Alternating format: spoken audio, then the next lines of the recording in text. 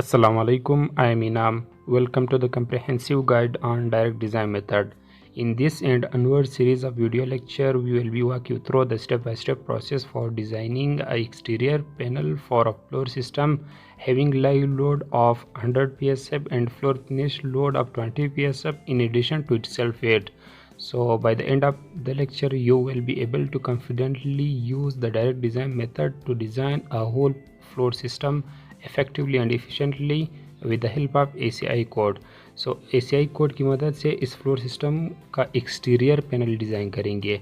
So last lecture में हम लोगों ने थिकनेस डिटरमाइन किया इसी फ्लोर सिस्टम का, जो कि 7 इंचज़ आया। इससे पहले जो वीडियो है वो प्लीज़ वो देखिए, वो step 1 of the direct design method है। आज स्टेप 2 करेंगे, फिर स्टेप 3 इसमें आता है स्टिचिंग मोमेंट, फिर मोमेंट कैलकुलेशन। लास्ट लेक्चर में हम लोगों ने अल्फ़ा रिलेटिव स्टिफनेस कैलकुलेट की है फॉर एक्सटीरियर इंटीरियर पैनल, फिर एच की वैल्यू अल्टीमेटली एच की वैल्यू फाइंड की थी। तो यहाँ पे ये लास्ट लेक्चर में हम लोगों ने ये टेबल यूज़ किया जिससे हमें एच की वैल्यू मिल गई। तो इसके लिए क्या चाहिए होती थी, अल्फ़ा यानी रिलेटिव स्टिफनेस का एवरेज चाहिए होता था। तो वो हम लोगों ने फाइंड की थी। तो हमारे हिसाब से जो हम लोगों ने कैलकुलेशन की वो ये फार्मूला हम लोगों ने यूज़ किया। फिर इस फार्मूले में एल की जगह उसकी वैल्यू पुट की, बीटा की जगह वैल्यू पुट की।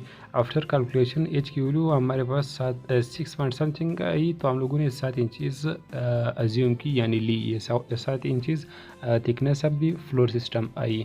फिर इसके बाद इससे पहले हम लोगों ने alpha relative stiffnesses for longer span for each span हम लोगों ने कैलकुलेट की in shorter and longer both direction में।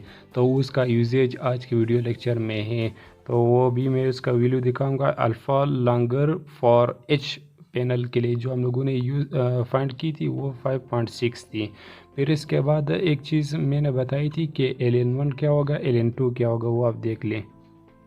एच की वैल्यू तो ये आई कि 7 इंचज़ फ्लोर सिस्टम का थिकनेस है, और alpha L for longer direction for H panel के लिए ये आई 5.6। याद रहे हम लोगों ने 4 अल्फ़ा की वैल्यू फाइंड की, for interior B, for exterior B. फिर इंटीरियर में फिर 4 का हम लोगों ने एवरेज लिया, फिर एक्सटीरियर में चारों साइड का हम लोगों ने एवरेज लिया, तो वो 5.6 इन लॉन्गर डायमेंशन आई। फिर इसके बाद हम लोगों ने क्लियर स्पेन अब मालूम किया। क्लियर स्पेन किस तरह फाइंड की, तो बीटा कैलकुलेट करने के लिए हमें clear Spain in both direction चाहिए होती है। तो वो सॉलिड स्लैब विद बीम के केस में क्लियर स्पेन बराबर होगा फेस ऑफ द बीम जो भी डिस्टेंस है, यानी एक फेस ऑफ द बीम से लेकर दूसरे फेस ऑफ द बीम तक जो डिस्टेंस है वो हमारे पास क्लियर स्पेन कहलाएगा। ये सॉलिड स्लैब विद बीम्स के केस में। अगर फ्लैट प्लेट स्लैब है या फ्लैट स्लैब है तो उस केस में column face of the column to the face of the column जो डिस्टेंस है उसको क्लियर स्पेन कहा जाता है। जबकि सॉलिड स्लैब विद बीम्स में फिर बीम्स टू द बीम जो फेस डिस्टेंस है, क्लियर डिस्टेंस है, उसको फिर L1 और L2 हम लोग लेते हैं in case of solid slab with beam. याद रहे, ये इंपॉर्टेंट बात है। यहाँ पे L2 क्या है, जो दूसरी डायरेक्शन परपेंडिकुलर डायरेक्शन जिसमें हम लोग मोमेंट फाइंड कर रहे हैं, उस डायरेक्शन के परपेंडिकुलर जो डायरेक्शन है वो L2 है। इन्हें हम लोग लॉन्गिट्यूडनल डायरेक्शन में फाइंड करेंगे मोमेंट। तो लॉन्गिट्यूडनल डायरेक्शन में फिर जो दूसरी डायरेक्शन L2 हमारे पास होगी, और L1 हमारे पास लॉन्गिट्यूडनल डायरेक्शन का क्लियर स्पेन होगा। तो वो मैंने यहाँ पे क्लियर स्पेन एक फिगर की मदद से समझाना चाह रहा हूँ कि एक फिगर है, ये स्लेब का मैंने सेक्शन काटा है, ये स्लेब है और स्लेब के साथ यहाँ पे बीम रेस्ट कर रहा है, कॉलम रेस्ट कर रहा है। तो मैंने सेक्शन जो काटा है वो कुछ यूँ नज़र आएगा। इसमें सिर्फ ये है कि जो कॉलम का जो साइज़ है वो 20, ये कॉलम है, ये दोनों कॉलम है। तो कॉलम का जो साइज़ है वो 20 इंचज़ स्क्वायर कॉलम है। तो इस कॉलम के ऊपर फिर बीम रेस्ट कर रहा है, वो 16 इंचज़ का है, यानी ये बीम मैंने दिखाया है ये 16 इंचज़ का है। फिर यहाँ पे स्लेब है, मोनोलिथिकली कंस्ट्रक्ट हुई है।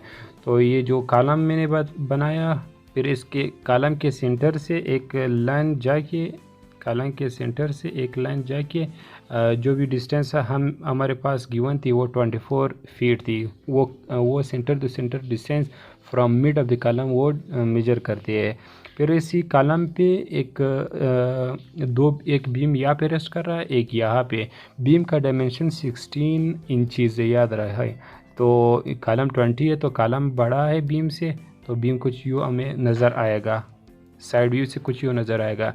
जबकि यहाँ पे भी 16 इंचज़ का है और कॉलम 20 इंचज़ का है, तो हमारे पास भी इसी तरह नज़र आएगा साइड व्यू से अगर देखा जाए।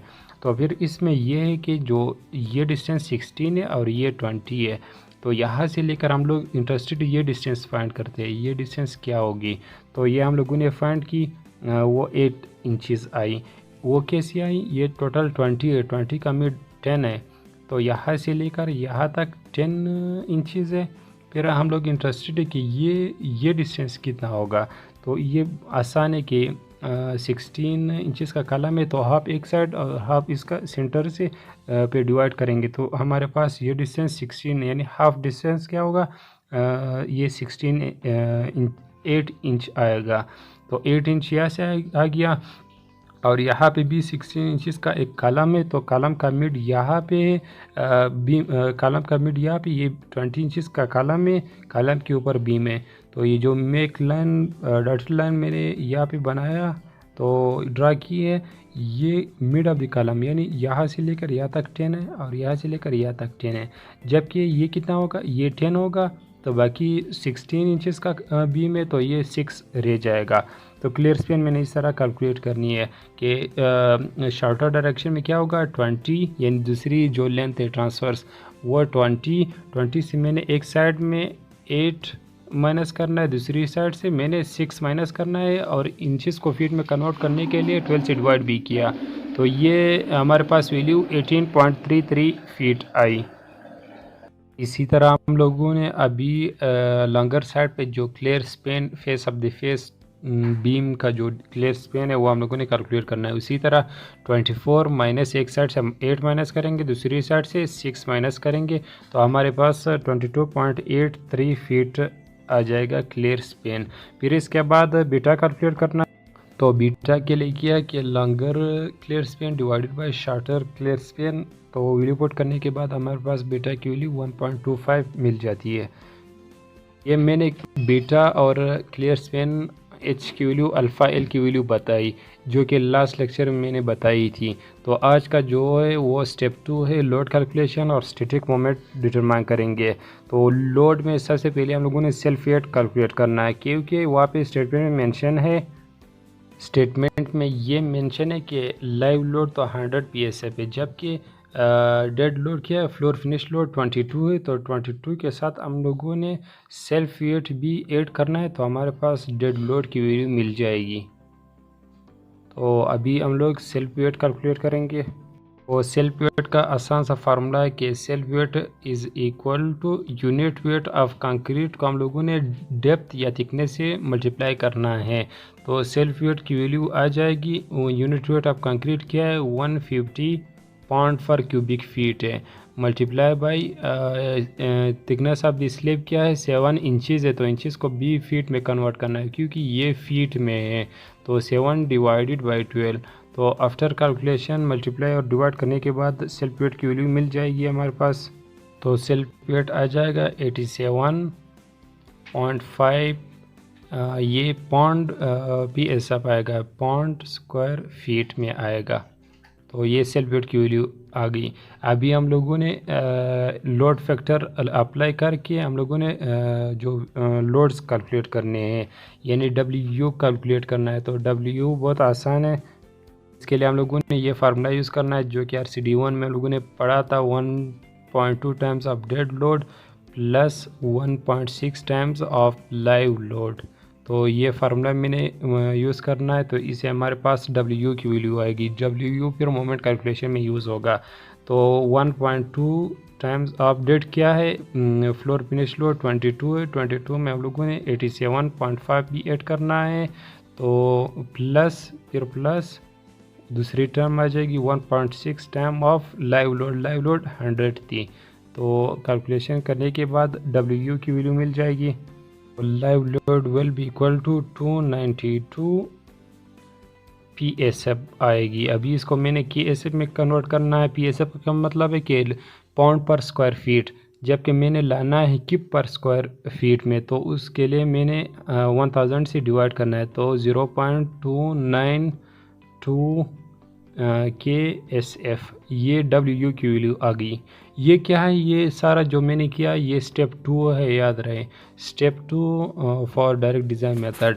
अभी स्टेप 3 में हम लोगों ने स्टैटिक मोमेंट कैलकुलेट करना है। तो इसके लिए जो जनरल फार्मूला यूज़ होगा for calculation of static moment वो ये है कि M nought is equal to W, यानी जो लोड फैक्टर के साथ हम लोगों ने लोड कैलकुलेट किया, multiply by L2 multiply by Ln square divided by 8। ये फार्मूला मैंने यूज़ करना है for longer and shorter direction. तो इससे फिर जो मोमेंट आएगी उसको मैंने फिर फर्दर डिस्ट्रीब्यूट करना है लॉन्गिट्यूडनली और ट्रांसवर्स डायरेक्शन में। तो यहाँ पे ये समझ ले कि L2 क्या है और Ln क्या है, यानी जिस डायरेक्शन जिस पेन पे हम लोगों ने मोमेंट कैलकुलेट करना है उस पेन का परपेंडिकुलर जो भी डायरेक्शन या लेंथ होगी वो हमारे पास L2 होगी। Ln क्या है, क्लियर स्पेन ऑफ दी वो स्पेन जिसमें हम लोगों ने मोमेंट कैलकुलेट करना है, तो Ln वो होगा। तो अभी फॉर लॉन्गर डायरेक्शन भी मालूम करेंगे और फॉर शॉर्टर डायरेक्शन भी मालूम करेंगे।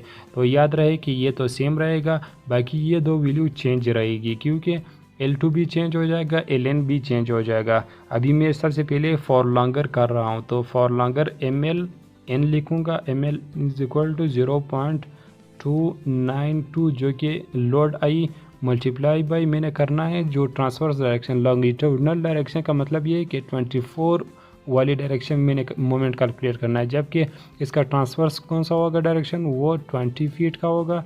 मल्टीप्लाई बाय मैंने मल्टीप्लाई करना है इसको क्लियर स्पेन यानी face of the face beam जो क्लियर डिस्टेंस है वो कितना है, वो 22.83 है। तो 22.83 का मैं क्या लूँगा, स्क्वायर लूँगा, 22.83 स्क्वायर डिवाइडेड बाई 8। तो after calculation moment in longer direction की वैल्यू आई 380 KSF आई, और 380 KSF ये हमारे पास मोमेंट की वैल्यू आई फॉर लॉन्गर डायरेक्शन। अभी मोमेंट इन शॉर्टर डायरेक्शन क्या होगा, ML S पर लिखेंगे short direction, M nought S is equal to, यही मेन फार्मूला यूज़ करेंगे, तो W की जगह 0.292 यह आ जाएगा, 0.292 फिर मल्टीप्लाई करेंगे। L2 अभी कौन सी डायरेक्शन होगा, मैंने शॉर्ट डायरेक्शन में फाइंड करनी है, तो L2 फिर लॉन्ग डायरेक्शन वाली होगी 24। फिर इसी के बाद जो Ln है वो वही शॉर्ट डायरेक्शन में कौन सी लेंथ होगी, क्लियर स्पेन होगी, तो वो कितना होगी 18.83 स्क्वायर डिवाइडेड बाई 8।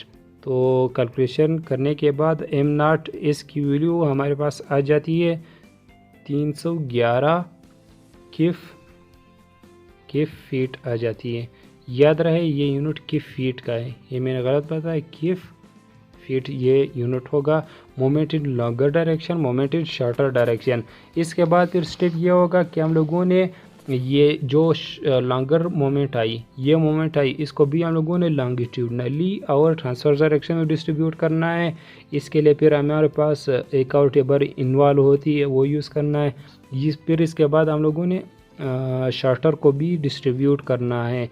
फिर एक्सटीरियर फ्रेम का भी हम लोगों ने इसी तरह ये फार्मूला यूज़ करना है, उसमें फिर लेंथ कम वाली यूज़ होगी, जबकि फिर उसको भी लॉन्गिट्यूडनली और मिडिल कॉलम स्ट्रिप में डिस्ट्रीब्यूट करेंगे।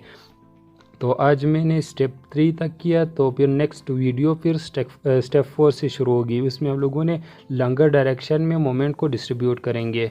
So if you have any Curie please leave a comment. Thanks for watching.